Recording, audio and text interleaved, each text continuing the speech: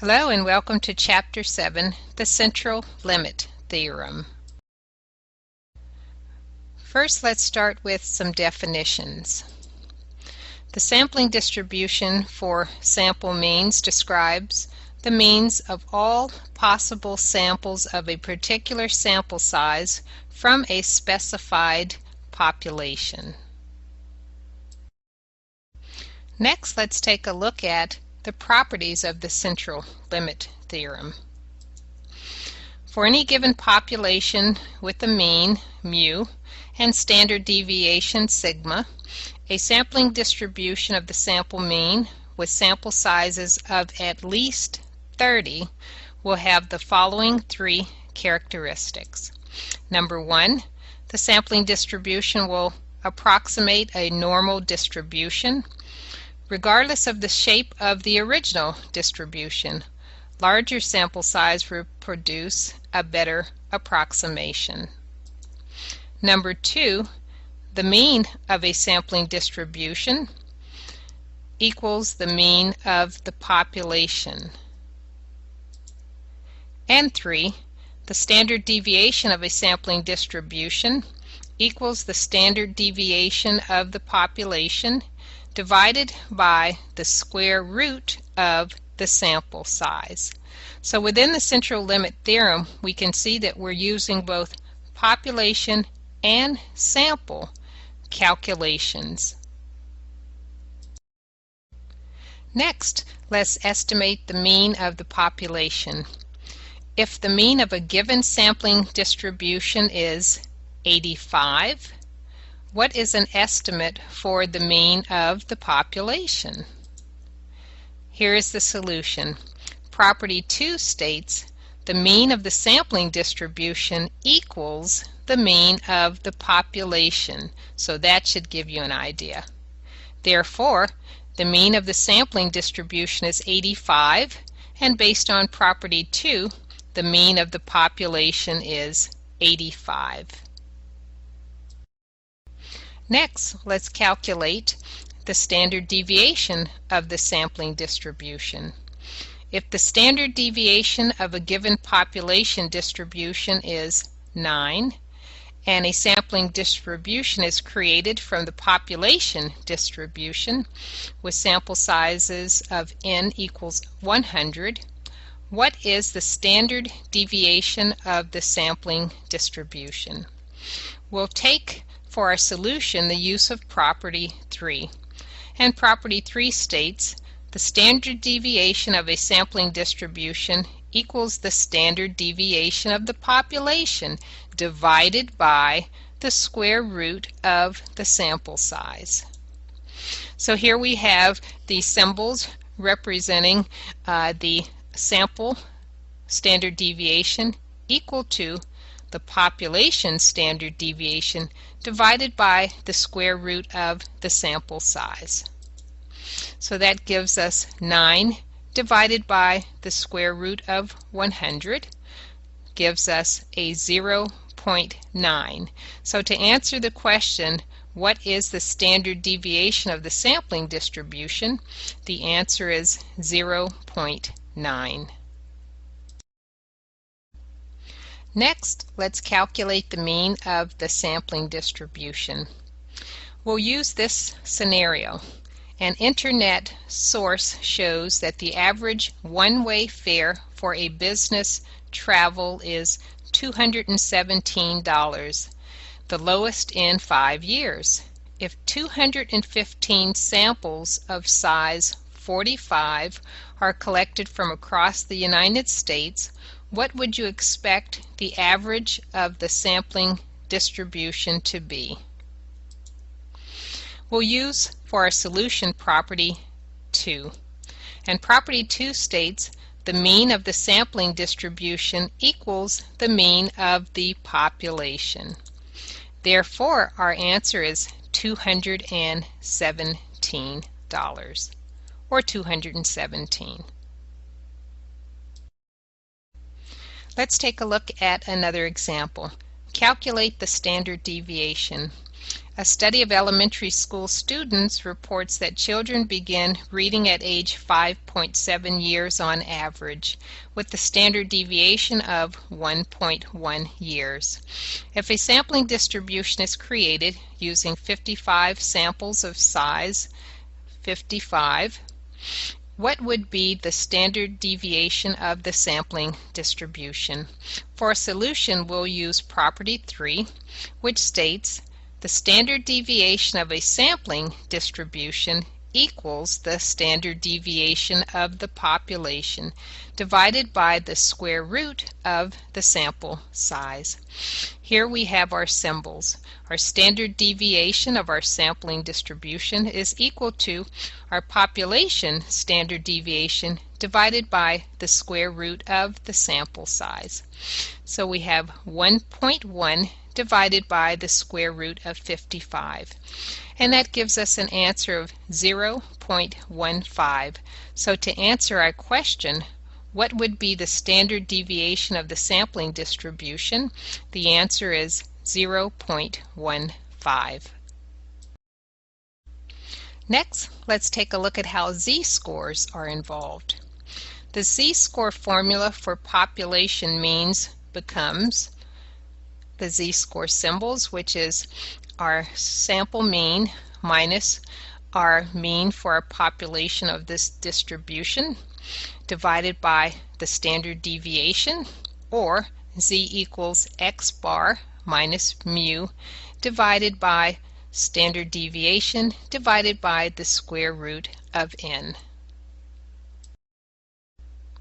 So let's take a look at how we can use our Z-scores in a scenario where we're going to calculate the probability.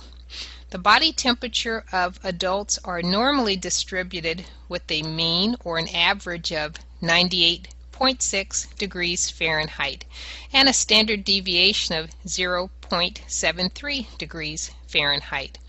What is the probability of a sample of 36 adults having an average normal body temperature less than 98.3? For our solution, we've got our population mean of 98.6, our standard deviation of 0.73, our sample size of 36, and our sample mean of 98.3. We take and we use our Z-score formula, and we plug in our values. 98.3 minus 98.6 divided by 0.73 divided by the square root of 36. That gives us approximately a negative 2.47. On our Z table, we've got our probability of Z less than a negative 2.47, and that gives us an answer of 0.0068. Let's continue on with another example using our Z-scores. The body temperature of adults are normally distributed with a mean of 98.6 degrees Fahrenheit and a standard deviation of 0.73 degrees Fahrenheit. What is the probability of a sample of 40 adults having an average normal body temperature greater than 99 degrees Fahrenheit? We'll take and use our symbols to find our solution. The population mean is 98.6. The population standard deviation is 0.73. Our sample size n equals 40, and our sample mean equals 99. We take our Z-score formula, plug in our values, and we have 99 minus 98.6 divided by 0.73 divided by the square root of 40. And that gives us approximately 3.47. If we look on our Z table, the probability of Z-score greater than 3.47 equals 0.0 0.003. So to answer our question, what is the probability of a sample of 40 adults having an average body temperature greater than 99 degrees Fahrenheit, our answer is 0.003. Let's take a look at another example. Here we want to calculate the probability as we have in the past two examples. Here we have the body temperature of adults are normally distributed with a mean of 98.6, so that's our population, Fahrenheit degrees for body temperature of adults, and a standard deviation of 0.73 degrees Fahrenheit. What is the probability of a sample of 81 adults having an average normal body temperature that differs from the population mean by less than 0.1 degrees Fahrenheit? So we've got our symbols and our values. We've got our mean average for a sample minus our population mean equals 0.01. We've got our standard deviation for the population of 0.73, and we have a sample size of 81. We use our Z-score formula, plug in our values, 0.1 divided by 0.73 divided by the square root of 81, and that gives us approximately 1.23. And so we take our probability of our negative 1.23 less than our Z-score, which is less than 1.23, and we have our answer of 0.7814. So to answer the question, what is the probability of a sample of 81 adults having an average normal body temperature that differs from the population mean by less than 0.1 degrees Fahrenheit? The answer is 0.7814. And let's continue on with another example, and we're giving you lots of examples so that you can learn this concept.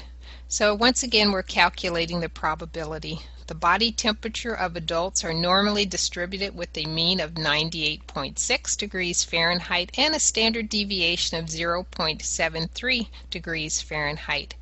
What is the probability of a sample of 100 adults having an average normal body temperature that differs from the population mean by more than 0.05 degrees Fahrenheit? So we have our symbols.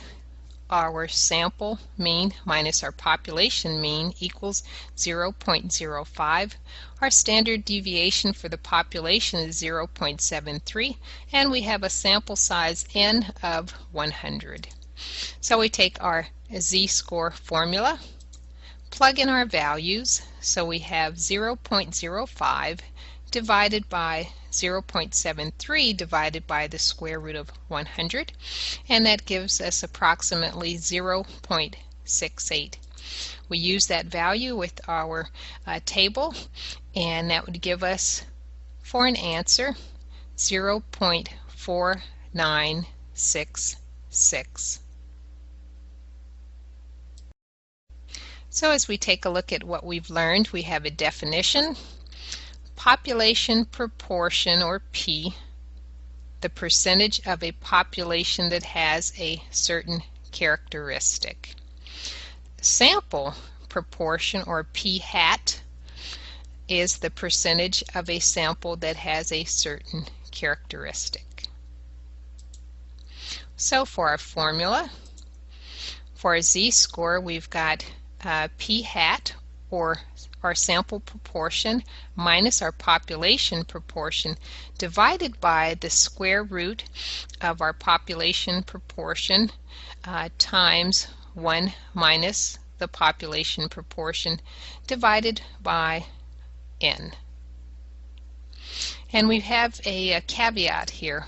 Only if the sample population times the proportion of the population is greater than or equal to 5 and n times the value of 1 minus the proportion is greater than or equal to 5.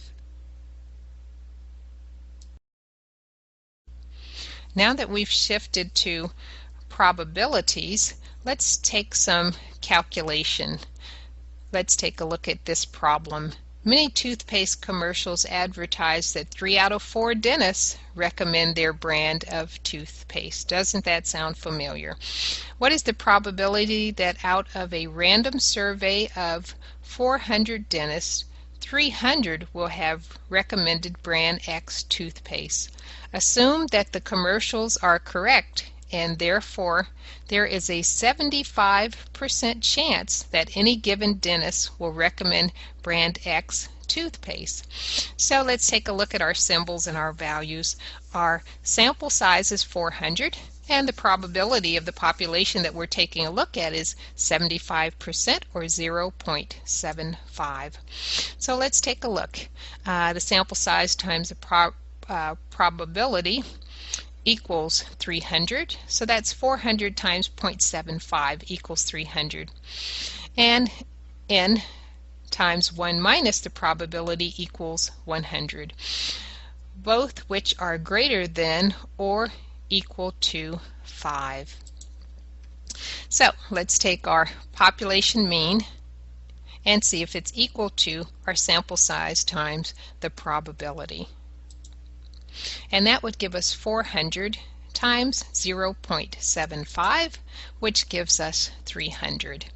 So now let's take a look at our standard deviation of our population, which equals the square root of our sample size times the probability times 1 minus the probability, that square root. And so that would give us the square root of 400 times 0.75 times 0.25, and that would give us an answer of 8.660.